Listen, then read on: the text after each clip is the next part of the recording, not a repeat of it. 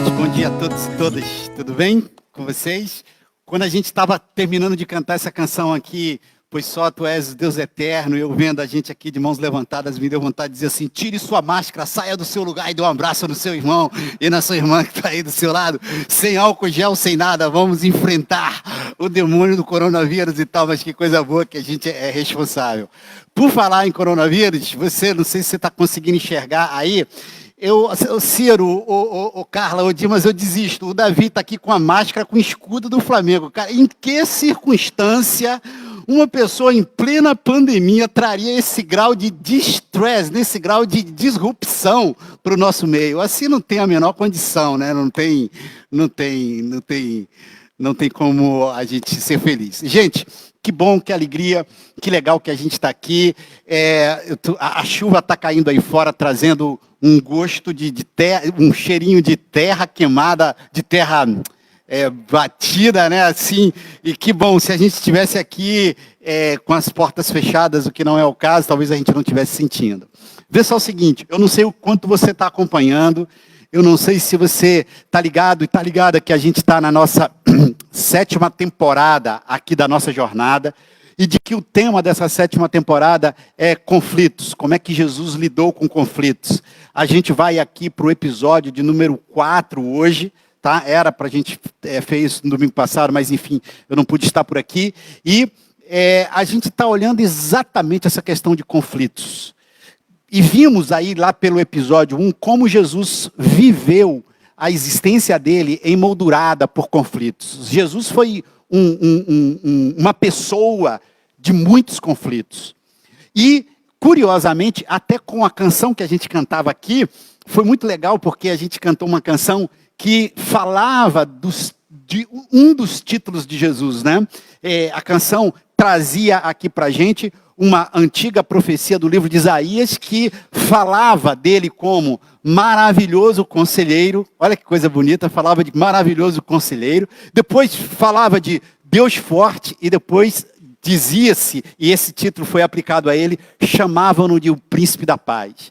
Isso me encanta em Jesus por uma razão muito simples. Como que alguém vivendo tantos conflitos, e a gente viu quais foram estes conflitos aqui, a gente viu que eram conflitos cósmicos, conflitos espirituais, conflitos consigo mesmo, conflitos relacionais, conflitos com o espectro político da sua época, conflitos com o espectro social da sua época. Como que alguém que viveu tão mergulhado em conflitos pode ser chamado de príncipe da paz?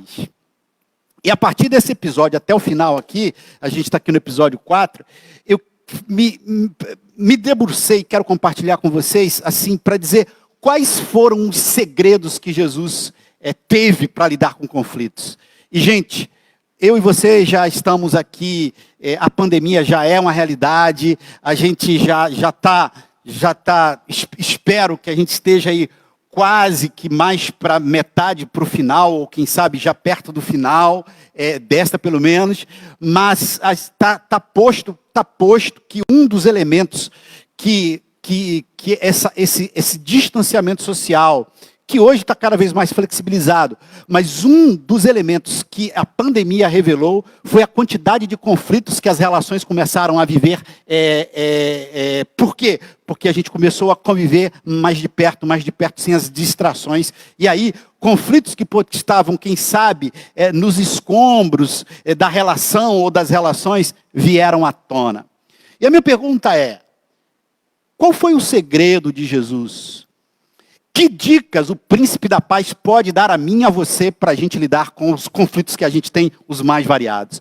Desde os conflitos que a gente trava no Facebook, no Instagram, no YouTube, para os conflitos que a gente tem no trabalho, para os conflitos que a gente tem em casa, marido e mulher, para os conflitos que a gente tem pai e filhos.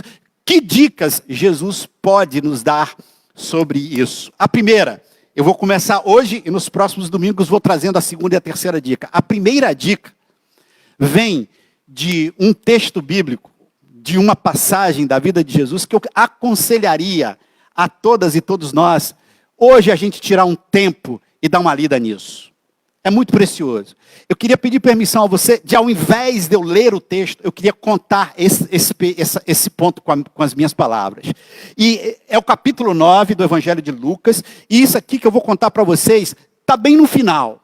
Eu nunca tinha, ao longo desses anos todos, lendo a biografia de Jesus, eu nunca tinha percebido como estes eventos estavam encadeados. É evidente que agora eu estou me forçando a ler o texto a partir dessa perspectiva de como Jesus lidou com conflitos. Foi aí que surgiu, diante de mim, o encadeamento de três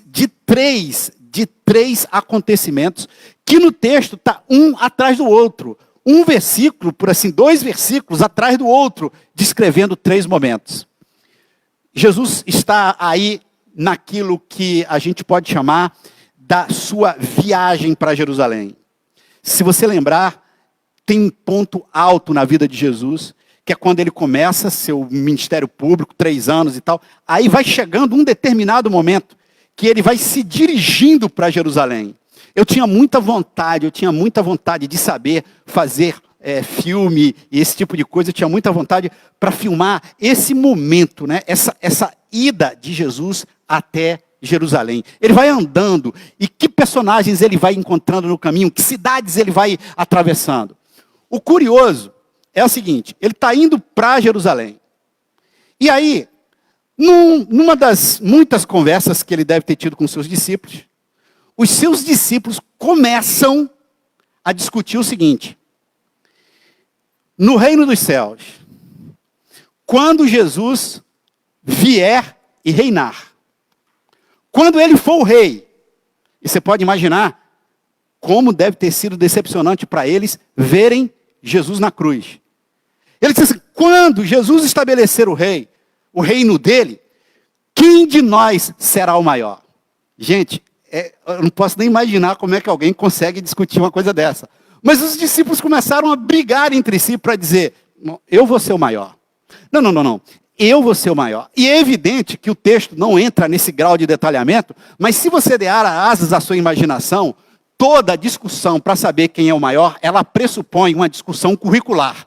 Eu sei que eu estou sendo enigmático, mas eu só posso dizer que eu sou maior do que você, Márcio, se eu apresentar na mesa elementos que provem a minha superioridade.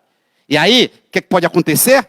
Pedro deve ter olhado e ter dito assim: olha galera, eu acho que eu vou ser o maior por uma razão muito simples. Na hora que o bicho pega, eu sou sempre o porta-voz de vocês.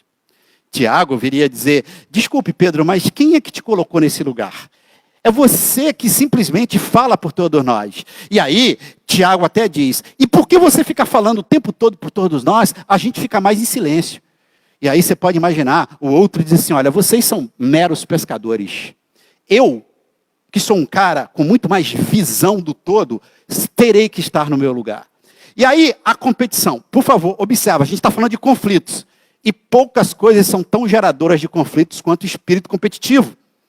E aí, sabe o que Jesus faz? Com toda a paciência do mundo, Jesus pega uma criança e coloca no meio deles. Por que Jesus faz isso? Porque Jesus sabia que o discurso tem os seus limites. Por mais que eu fale, é só discurso, é só cognição. Ele pega uma criança e diz assim: deixa eu falar um negócio para vocês. Vocês querem, de fato, serem os caras do reino? Vocês querem ser as pessoas mais elevadas do meu reino? Então eu tenho um conselho para vocês. Sejam como esta criança. Pancada 1. Se você está pensando que os discípulos ficaram tocados, emocionados, aprenderam a lição, não. Ato contínuo. O texto está lá. Diz assim, logo depois disso, alguém chega e diz para Jesus: Senhor, a gente está ouvindo que tem uma galera aí que está expulsando demônios. O Senhor quer que a gente mande eles pararem? Cara, se eu estivesse no lugar de Jesus, eu acho que eu bateria a cabeça na parede, meio desesperado. Caraca, eu não acabei de mostrar para vocês que o espírito competitivo não dá. Jesus olha para eles e diz assim: amigo, se tem alguém expulsando o demônio, e demônio é um inimigo comum a gente, essa galera que está expulsando o demônio não está contra a gente. Ela está do nosso lado, cara. Deixa a galera expulsar o demônio. Vocês pensam que os discípulos aprenderam a lição? Não. Ato contínuo. Logo depois disso, sabe o que acontece? Jesus manda um recado para uma cidade de samaritanos que, para Jesus chegar até Jerusalém, ia passar por uma cidade de samaritanos. Atenção, samaritanos e judeus ali tinham um ódio, um conflito histórico. E você sabe o que os samaritanos fizeram? Disseram, aqui você não passa. E aí, meus irmãos, os discípulos disseram assim, mestre, você quer que a gente ore para Deus mandar fogo do céu e consumir essa galera que não quer deixar você passar? Gente, por favor, examine essa frase. Gente, por favor, examine essa frase. Você quer que a gente ore para que Deus mande fogo do céu?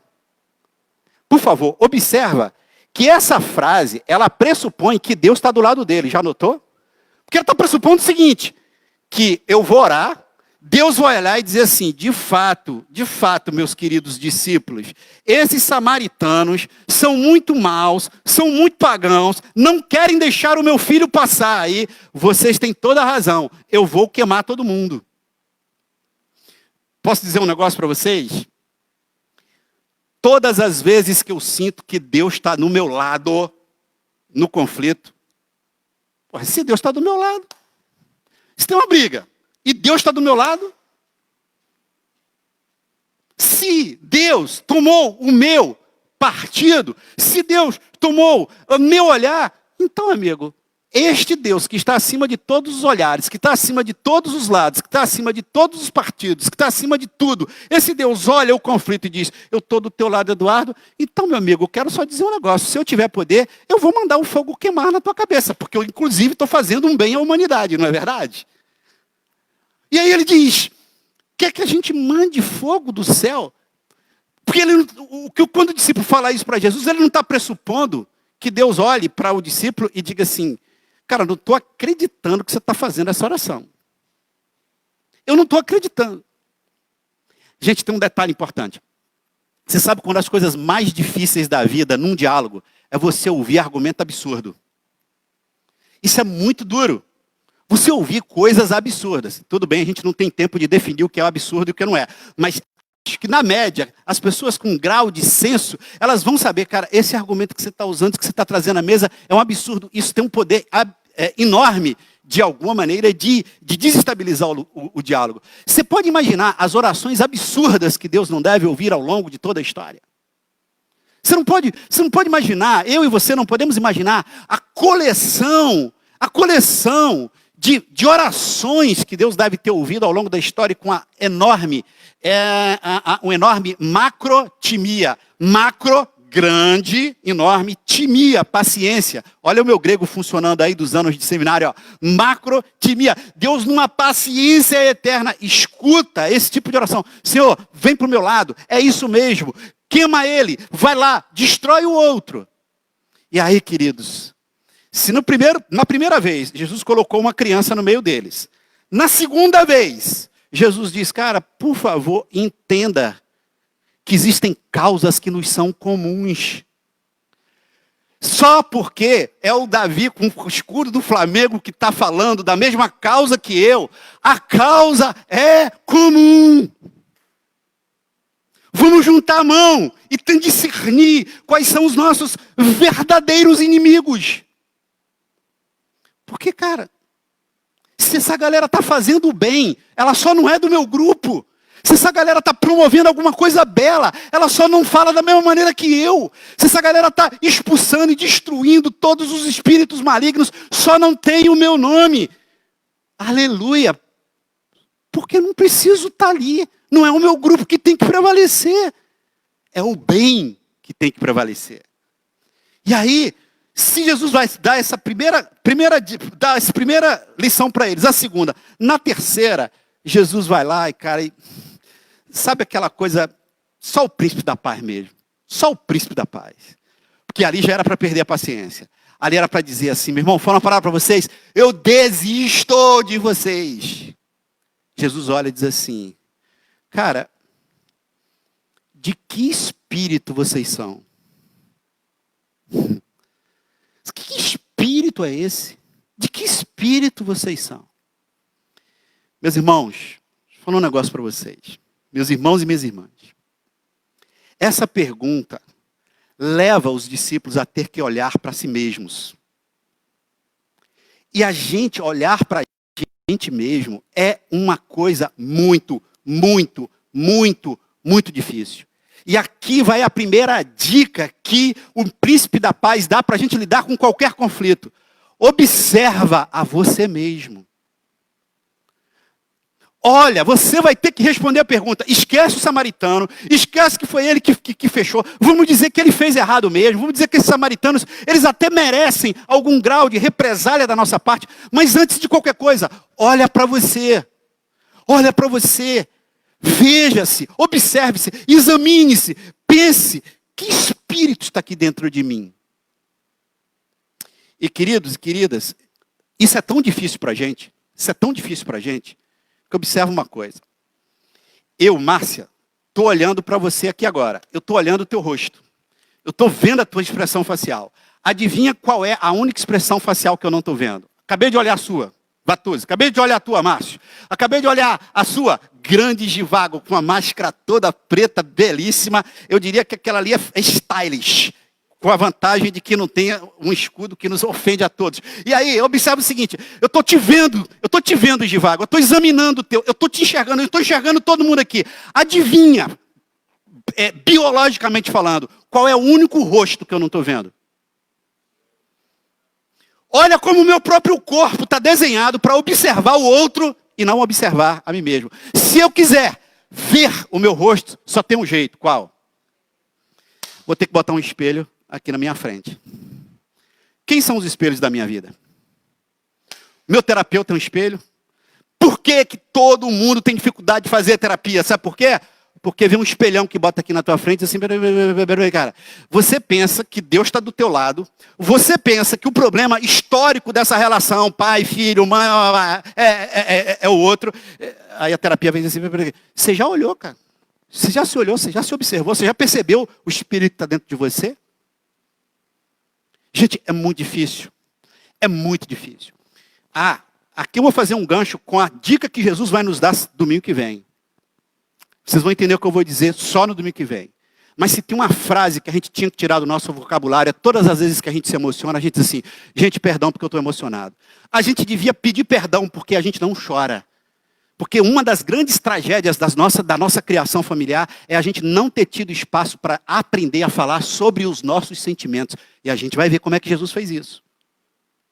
A gente vai no domingo que vem discernir quando é que num conflito eu estou trabalhando a lógica puramente penal, a lógica puramente forense, que é aquela que eu descrevo cada ato do que aconteceu e culpo o outro. Ou então eu simplesmente uso cada fato que aconteceu para defender o meu argumento, e a gente nunca faz a pergunta, mas como é que você está se sentindo? E como Jesus quebra isso, cara? Mas quando Jesus diz de que espírito vocês são, ele me impõe ter que olhar para mim mesmo. Gente, tem um espírito, e por favor, não entenda espírito aqui no sentido demoníaco, de que um espírito, uma entidade que baixa em mim. Não. Mas tem um espírito que nos habita a todas e todos, que é um espírito de briga, é um espírito de conflito. Por isso que eu não acho que é uma entidade que baixa em mim, porque se fosse uma entidade que baixa em mim, aí a gente vai ter que achar soluções mágicas para tirar essa entidade que baixa em mim. Do tipo, você está com espírito de briga, vem aqui, faz uma corrente de oração de 7, se parece. Você está com espírito de briga, então vamos fazer o seguinte, vamos lá no domingo na igreja levantar a mão porque vai desaparecer. Não. Esse espírito não é no sentido de uma divindade que me é exterior, mas é uma dimensão da minha alma, uma dimensão do meu ser. É um espírito de briga, de belicosidade, que me habita você e habita todo mundo. E que, quero dizer, habitava os discípulos de Jesus. Só que Jesus é o cara capaz de ler os espíritos, de perceber os movimentos da alma. E ele diz, olha o que vocês estão pedindo. Olha o que vocês estão pedindo. Vocês estão pedindo para Deus mandar fogo do céu porque tem uma galera que está me rejeitando. E aí, Deixa eu avançar. Por causa desse texto, eu já botei na minha cabeça algumas coisas do seguinte: se você me rejeita, qual o problema disso? Será que eu sou tão especial assim? Será que eu sou tão maravilhoso assim que eu não posso sofrer uma humilhação aqui, que eu não posso sofrer uma rejeição aqui, que eu não posso sofrer uma injustiça aqui? Ah, você foi injusto comigo, acabou o mundo, vai lá, Deus, manda um fogo do céu por essa. Sim, eu sofri injustiça, eu vou ter que engolir, faz parte da minha história, faz parte. Eu também cometo injustiça com os outros. Eu conversava com a pessoa e ela, acabou o mundo, essa pessoa foi injusta comigo. Eu falei, minha querida, pelo amor de Deus, eu e você vamos ser lidos de maneira injusta a vida toda, até porque o outro nem sempre tem tempo de mergulhar na nossa própria história. Então, deixa, a gente faz isso com as pessoas também. Observe esse espírito que está aí, belicoso e tal. Esse espírito de briga, ele está dentro da gente. Agora eu vou te mostrar em que situações ele aparece com as suas garras. Quando a gente está frustrado. Pode saber. Frustração, esse espírito vem e bota a sua garra. Por que que na pandemia aumentou violência em casa, pai brigando com filhos? Sabe por quê? Frustração, não posso ir para a praia. Frustração. Não posso tomar um chopp. Frustração. Flamengo perdeu de 5-0. A alegria, isso aí para mim é uma parada. Ou seja, eu vou estar fazendo frustração. O que acontece? Todas estas frustrações, cara, elas vão se acumulando, e aí, amigo, esse espírito belicoso de briga, de conflito, vai ganhando força. Pensa essa dimensão do nosso ser como algo que a gente vai alimentando, né? E que quanto menos comida eu dou para esse bicho que está aqui dentro de mim, que me compõe, mais ele vai se enfraquecendo. E quanto mais comida eu dou para ele, mais ele vai se fortalecendo. Minhas frustrações. E você sabe de onde vêm as minhas frustrações, as suas frustrações? Muitas vezes frustração vem de fantasias. Vem de contratos unilaterais que eu assumo com as pessoas, de que eu espero que você faça isso, de que eu quero que você faça isso, de que eu quero que você me veja, de que eu quero... E eu vou criando fantasias, e isso não acontece, frustração. E essa coisa belicosa vai se dando em mim, frustração. Você tem uma outra situação onde esse espírito belicoso vem muito além da frustração. É porque a frustração ela tem um componente imediato, que é raiva, cara. É raiva.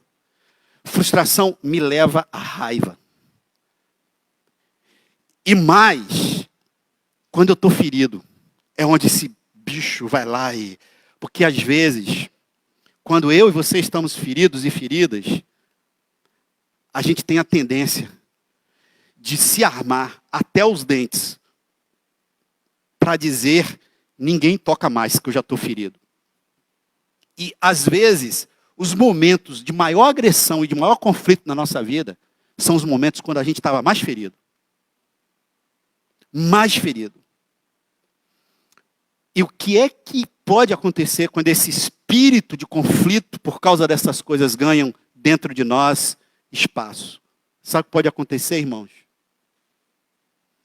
A gente pode machucar, a gente pode queimar, a gente pode arrebentar pessoas e relações muito significativas e que jamais mereceriam de nós esse tipo de comportamento.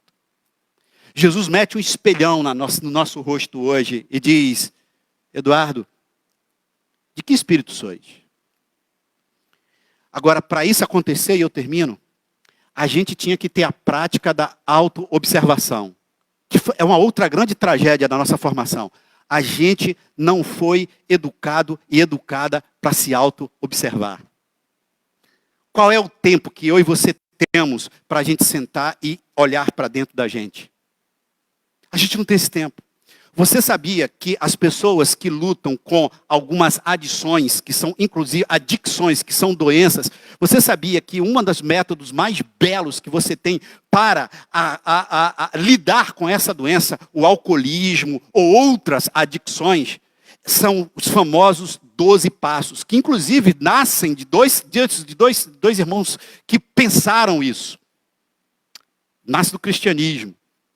E aí, um dos passos ali é você fazer um relatório todo dia de observação de como é que você viveu o dia. Quando Jesus diz assim, de que espírito sois, ele está dizendo, cara, você vai ter que parar tudo para observar-se. Mas eu não posso, porque eu estou no trabalho, mas eu não posso, porque... Para tudo e observa e mete um espelho. Agora, posso te dizer uma coisa? Se alguém botar um espelho diante de mim e eu começar a ver algumas coisas que eu não quero ver, sabe qual vai ser uma das reações desse espírito de briga? Eu vou quebrar o espelho. Eu vou abandonar a terapia.